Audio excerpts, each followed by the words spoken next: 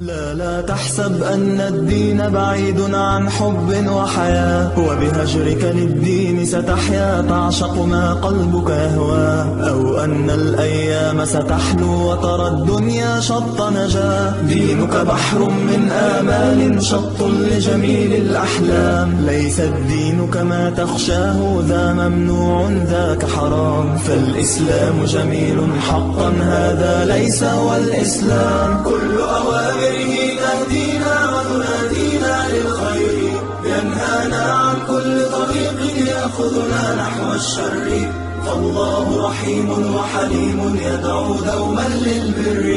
كل أوامره تهدينا وتنادينا للخير، ينهانا عن كل طريق يأخذنا نحو الشر، فالله رحيم وحليم يدعو دوما للبر.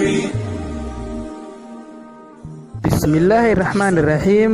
kusoo dhowaada dhegaystayaal barnaamijkii tixraaca tabihii islaamka. maantana waxaan idinkugu soo gudbinaynaa qaybtii labaad ee qisadii xudayfa bin abilyamaam. reer bani quraydana waxay fadhiyeen halka naga hooseeya, markaa iyada ahna waxaan ka cabsanaynay inay dhibaato ku timaado haweenkeenna iyo carruurteenna. ma jirin habeen ka gudcur iyo dabeel badnaa habeenka. dhawaaqa ay wadatay dabaysha waxaa la moodayay sida biriq oo kale. mugdiga habeenkaa jira darteed wuxuu sababay inuusan midkeen awoodi karin inuu arko fartiisa. munaafiqiintii waxay bilaabeen inay dagaalka ka fasax qaataan, iyagoo rasuulka salawaatullaahi calayhi wasalaam ku leh guryaheenna ayaa cidlo ah oo cadowgii ayaa soo geli kara. dhab ahaantii cidlo ma ahan ee waxay doonayaan inaynan ka qaybgelin dagaalka.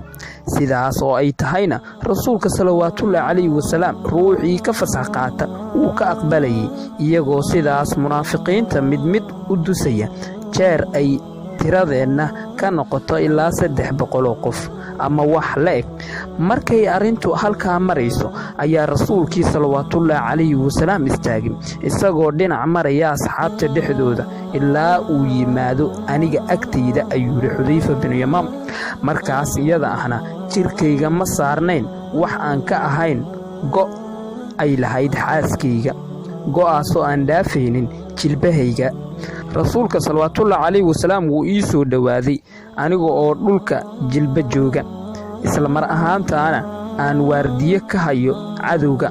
markaasuu rasuulka salawaatullaahi calayhi wasalaam igu yidhi, waa kuma ninkan? markaasaan ku idhi, waa xudayfa. mar kale ayuu yidhi, ma xudayfa? aniguna dhulka ayaan isku sii gaabayey anigoo kahanaya ama dhibsanaya inaan istaago gaajada iyo qabowga i haya awgeed. waxaan idhi, haa, waa anigii. rasuulka salawaatullaahi calayhi wasalaam ayaa xudayfa ku yidhi, waxaa ciidanka cadowga dhexdiisa dhici doona qabar, sidaa darteed iyaga intaad u dustid oo ku dhex dhuumatid noola imow qabarkooda. xudayfa wuxuu yidhi, waxaan tegey anigoo dadka ugu cabsi iyo qabow badan. rasuulka salawaatullaahi calayhi wasalaam ayaa isagoo u ducaynaya xudayfa wuxuu yidhi, ilaahow xudayfa xaggiisa hore ka ilaali, xaggiisa dambana ka ilaali, midigtiisana allow ka ilaali, bidixdiisana allow ka ilaali, xaggiisa horena allow ka ilaali, xaggiisa hoosena allow ka ilaali. xudayfa wuxuu yidhi, markii uu nebiga salawaatullaahi calayhi wasalaam ii duceeyey kadib, wuxuu ilaah siibay dhammaan wixii cabsi ah ee igu jiray, sidoo kalena qabowgii darnaa ee i hayeyna ilaah jirkayga wuu ka tirtiray.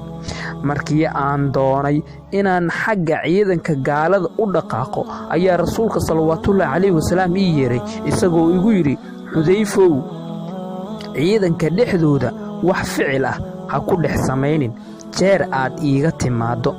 waxaan idhi, haye. intaa kadib waxaan tegay anigoo ku gabanaya mugdiga bartimihiisa ilaa aan ka dhex galay gudaha ciidamada mushrikiinta ama gaalada, kana mid noqday sida inaan ahay mid iyaga ka mid ah oo kale. halkaana waxaa ka soo baxday fahmadii iyo kartidii xudayfa ee aan hore u xusnay.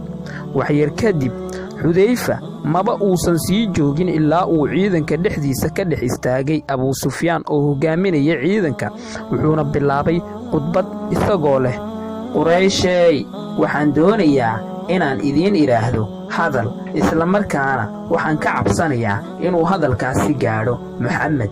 Sidaa darteed ha eego ruux kasta qofnaa qaybtii labaad ee qisada Xudayfa binu Yamaam oo aad ku dhex dhegaysanayseen barnaamijka Tixraaca Tabihii Islaamka ee warbaahinta Hirsamo. waxaana barnaamijkeena aad ka daawan kartaa page-ka idaacadda Hirsamo ee Radio Hirsamo, iyo sidoo kale waxaad ka daawan kartaan oo ka daalacan kartaan bartan YouTube-ka ee Hirsamo Tube Media. intaynu dib u kulmi doono barnaamijkan kiisa xiga iyo qaybaha kale ee qisada, waxaan idinkaga tegaynaa sidaa iyo salaamullaahi calaykum waraxmatullaahi tacaala